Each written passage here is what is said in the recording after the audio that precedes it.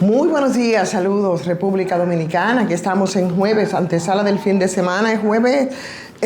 hoy estamos a cuánto, a 20, Jali, a 19 de diciembre, señores, hoy se conmemora el asalto al Hotel Matún, ahí en Santiago, yo creo que es una fecha para recordar, aunque todos los diarios hoy se mueven con la información que da cuenta del decreto del presidente Luis Abinader, el 693-24, que fija los aranceles, o sea, los impuestos de importación para el arroz que pueda venir de fuera. Hoy es información porque el arroz, como por ejemplo el pollo, son productos que ponen nervioso no solamente a los productores, sino también a la población. Y por supuesto hoy es la información principal de todos los diarios. Según el decreto presidencial, la idea es proteger a los 32.000 productores y 300.000 trabajadores que dependen de la producción del arroz en el país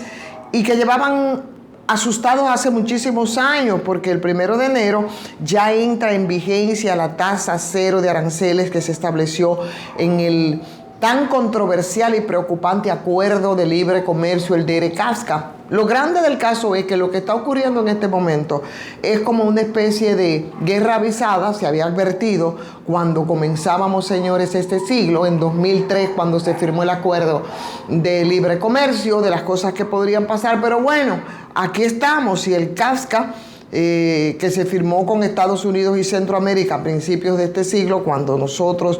nos unimos un poco después, se le agregó la DR delante, porque República Dominicana se incorporó después que los demás países, y ahí se establecía una especie de desmonte arancelario para que puedan comercializar de manera muy libre entre los países, y entre los países los productos que la producción, y en ese grupo entonces estaba el tema del arroz,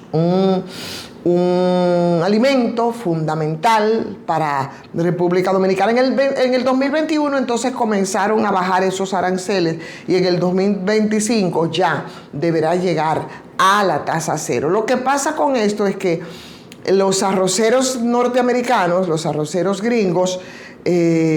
les sale más barato, por ejemplo, producir, porque el gobierno los ayuda con todo el tema del subsidio y todo el tema de la tecnología. Si cuando traen entonces para acá, tampoco hay que pagar aranceles, siendo más barato que el nuestro, entonces para ellos sí es un negocio el tema de la importación, lo que han engreñado a muchísimos importadores, más no a la producción local. Eso igual no fuera un problema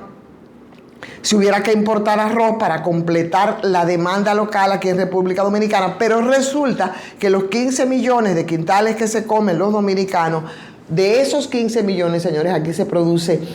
14.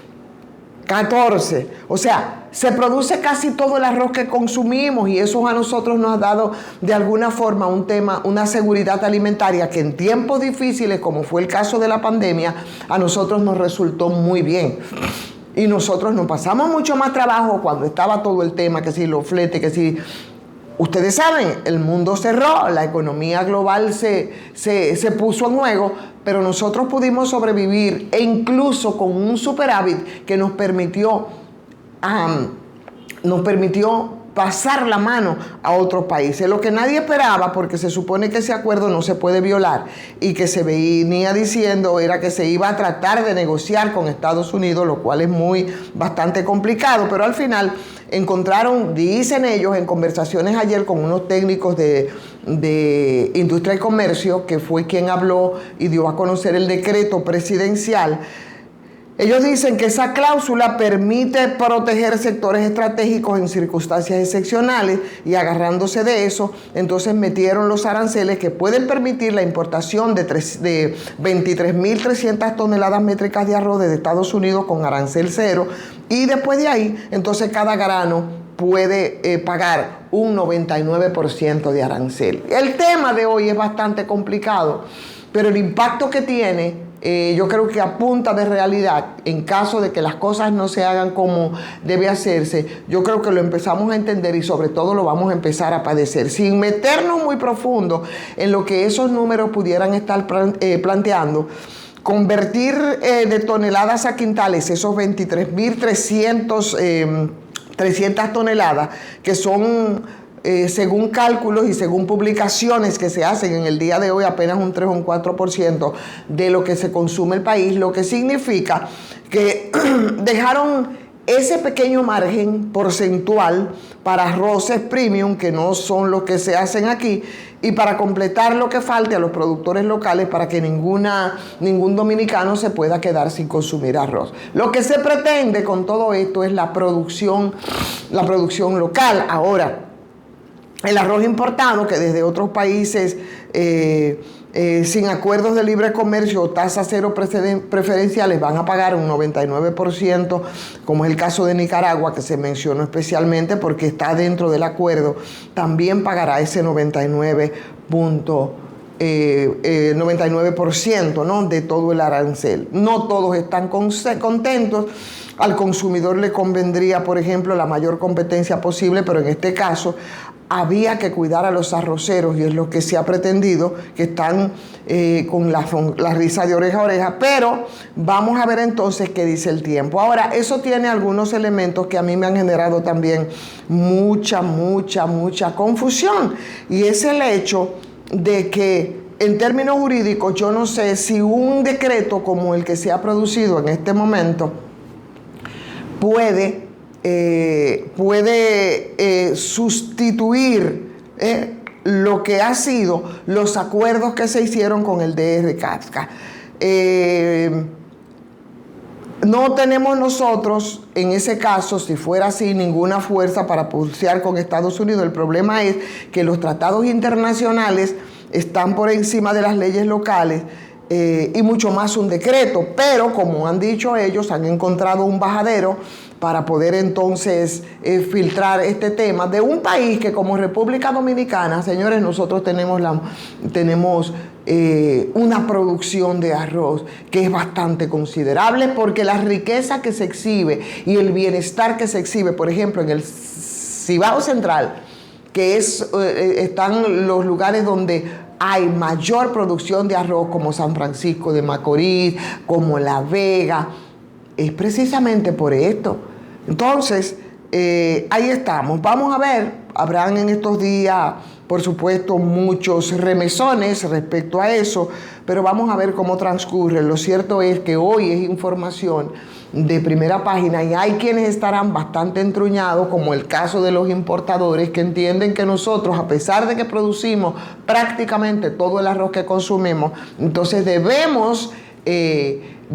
importar, porque eso es negocio para un sector que va en contra de los sectores productivos. Pero, vuelvo y repito, nada de lo que está pasando es algo que nosotros no sabíamos y que no se había advertido desde el momento mismo en que se firmó el acuerdo, el DR Casca, porque la competencia es bastante desleal. ¿Cómo nosotros podemos competir, señores, o todos estos países que están involucrados en los acuerdos, con la gran potencia del norte que es Estados Unidos? Otro tema que también hoy está sobre la mesa y lo tratamos un poco someramente, y este también es otro tema que a ustedes que tampoco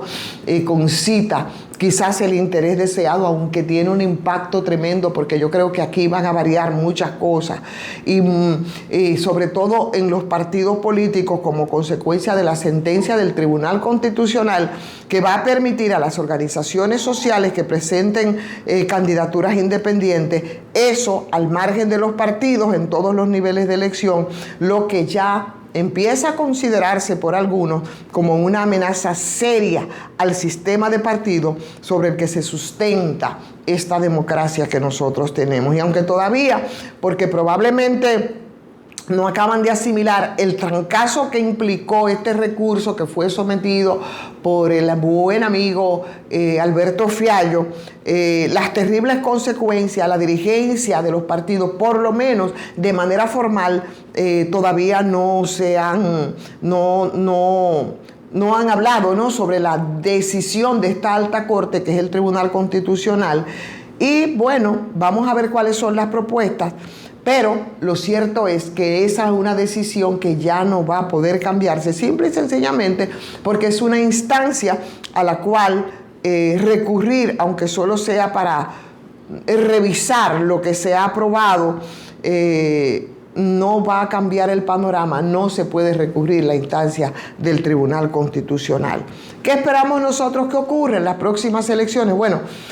para algunos esto ha sido fabulosamente bueno. Sin embargo, esto tiene sus bemoles y eso habrá que verse ahora de manera detallada. Porque en las próximas elecciones, por ejemplo, a partir de la decisión tomada por el Tribunal Constitucional,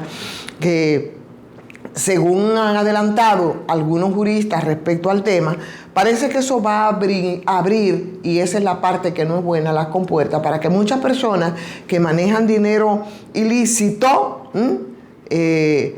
el que financie esas candidaturas, por ejemplo, independientes, las organizaciones que postulen no estarán sujetas a ningún tipo de control. Y eso sí que es un peligro, porque eso ocurre incluso dentro de las mismas instancias partidarias. Imagínense ustedes, o sea, cualquier cosa puede ocurrir, desde la irrupción de un candidato populista que desbanque a los partidos políticos tradicionales porque logró convencer quizás más del 60% de la población que no está satisfecha con esta democracia o con los candidatos o cómo han actuado los partidos políticos, según la encuesta de cultura política que se presentó el año pasado y el Ministerio de Economía. De ahí en adelante, bueno, pues entonces yo no sé cómo será que nos vamos a manejar, pero no podemos sujetarnos solo a lo que Dios quiera o a la suerte de Dios, e incluso hasta la posibilidad de que la Junta Central Electoral, que tampoco ha opinado sobre la sentencia, se declare incapaz de organizar un proceso en el que pudieran confluir tantas y tantas candidaturas en la boleta. Y bueno, vamos a ver, porque yo no sé si algunos pensarán que quizás es una exageración, viendo un poco los contras respecto a esta sentencia del Tribunal Constitucional en un escenario en el que habrá que ir pensando, sobre todo en un país donde tanta gente, señores, se cree que puede ocupar una curul, por ejemplo, en el primer poder del Estado, o donde tanta gente se cree que puede ser presidenciable y con derecho a salvar la patria de las garras de los otros presidenciables que están en fila esperando, están en fila ansiosos, procurando turno. Y eso podría ser la parte no buena de esta sentencia emitida por el Tribunal Constitucional. El hecho de que tú no tengas que sujetarte a los partidos políticos para tú optar por una posición y someterte al escrutinio, yo creo que es la parte buena. Ahora, ¿cómo vamos a depurar la cualquierización en nombre del populismo y la acumulación de dinero que sabemos muchos ilícitos se utilizan para ser lavados en los poderes del Estado, sobre todo en los poderes congresionales o congresuales? Y de eso tenemos muchas experiencias. ¿Cómo vamos a hacer nosotros para hacer las depuraciones? ¿Cuáles serán las condiciones? Ahora, señores, es que habrá que emplearse a fondo con todo esto. Mientras tanto, yo me empleo para pedirles a ustedes que le den like a esta transmisión y que la compartan. Por supuesto, agradecer como siempre a la farmacia GBC, 20% de descuento, todas sus sucursales, 100% dominicanos. Recordando siempre que muy cerca de usted hay una Medicar GBC. Suscríbase si no lo ha hecho y mañana es viernes. Nos reencontramos entonces en otra transmisión de Soy Ivonne Ferreras. Hasta mañana.